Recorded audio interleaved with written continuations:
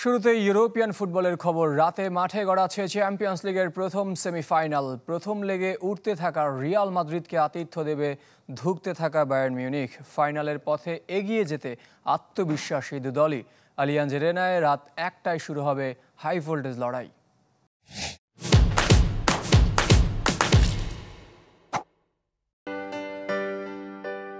Champions লিগে ঐতিহাসিক লা ডিসিমা জয়ের পথে 2013-14 মৌসুমে বায়ার্নকে টপকে ফাইনালে উঠেছিল রিয়াল মাদ্রিদ। সেবার রোনালদো ও রামোসের জোড়া গোলে ফিরতি লেগে বাভারিয়ানদের 4-0 গোলে উড়িয়ে দিয়েছিল লস ব্লাঙ্কোস। সেই ম্যাচের ঠিক 10 বছর পর আরও একবার আলিয়াঞ্জ এরেনায় মুখোমুখি দুই হেভিওয়েট। এবারও সেমিফাইনাল, তবে প্রথম লেগ।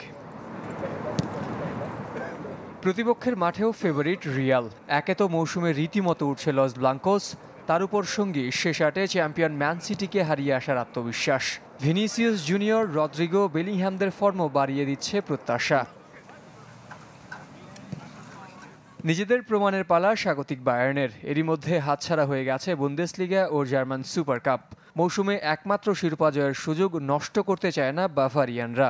কোয়ার্টারে আর্সেনাল বধ সাহস যোগাচ্ছে স্বাগতিকদের। এই টুর্নামেন্টের সব ম্যাচই কঠিন, আর বায়ার্নের মতো প্রতিপক্ষ সমীহ পাওয়ার যোগ্য। তবে দিন শেষে এটা প্রমাণের মঞ্চ যে এই ট্রফির জন্য আমরা কতটা ক্ষুধার্ত। রিয়ালের বিপক্ষে সেমিফাইনাল। ইউরোপের প্রত্যেক ফুটবল সমর্থকের মতো আমারও আর তর সইছে না। ড্রেসিং রুমের বাকিরাও খেলতে মুখিয়ে আছে। আর্সেনাল ম্যাচের পর আমরা আরও বেশি আত্মবিশ্বাসী।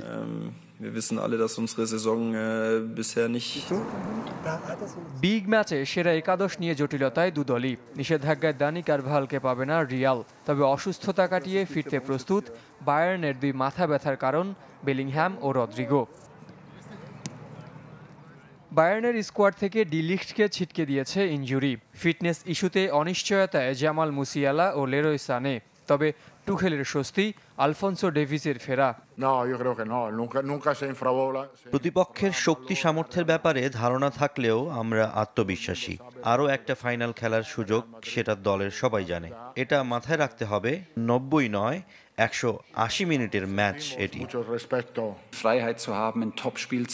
রিয়ালকে হারাতে হলে মোমেন্টামের পাশাপাশি কিছুটা ভাগ্যেরও প্রয়োজন।